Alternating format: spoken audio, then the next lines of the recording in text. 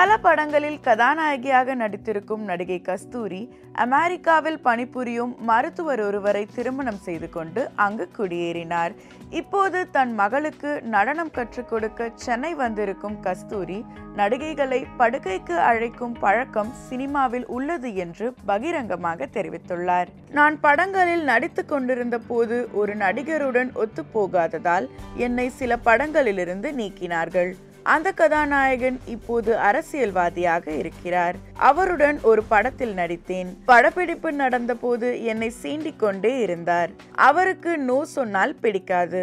அதனால் எனக்கு வந்த 2 பட வாய்ப்புகளை கெடுத்தார். பட வாய்ப்புகளுக்காக நடிகைகளை படுக்கைக்கு அழைப்பதாக கூறப்படுவது உண்மைதான். காலம் காலமாக இது சினிமாவில் உள்ளது என்று தெரிவித்திருக்கிறார் கஸ்தூரி.